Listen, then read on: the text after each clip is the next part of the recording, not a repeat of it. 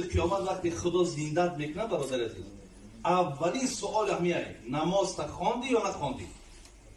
تصور کن پیامبر میگه اولین سوال نماز خواندی یا نخواندی؟ بعد چی گفت پیامبر؟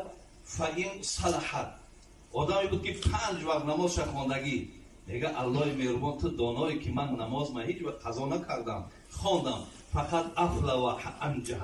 پیامبر گفت این خوشبخت شید، این سربلند شید، این عزت یافت. و این فسد رنگ اگر انتری اعتقاد باشه که یک بچه مرا دلم تازه نماز چی حاجت های، اونجا میگه فقط خواب و خسیره، این خار ذلیل شد. برای همین کتابای ما میگه روزی محشر که جان گداز بود، اولین پرسش از نماز بود. پس مکن در نمازها تقصیر، تا در آن روز باشد توفیق.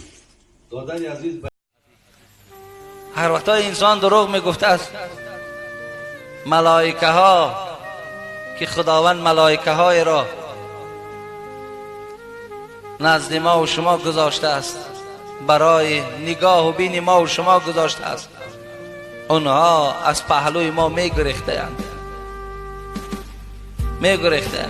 میلند، با مقدار میل از پهلوی ما میگریختند. من نتن ما جاء به، از همان دروغی که گفتی خداوند بوی بد را بیرون میکرده است که ملائکه ها دیگر در اطراف تو ایستادن در طاقت نداشتند وقتی تو دروغ میگفته ای.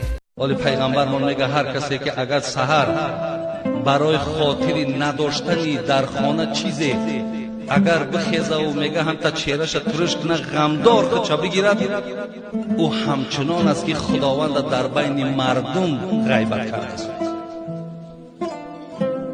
هر کسی که میگه اگر پیغمبر ما یک آدم مالدار اگر به خاطر پولش اگر تعظیم کنه و دستاش پیشی بر کند، 3 دینش عیبین میرود. این عالم برادرای عزیز وقتی این گپ از مردک پولدار که شنید، گفت شرم میاد در یک خانه قرار دارم که صاحب این خانه ماندگی من است حاجت طلب کنم. برادر عزیز سخن بینید، من در مسجدم، این خانه خدا های، من در خانه خدا ماندگی است طلب کنم.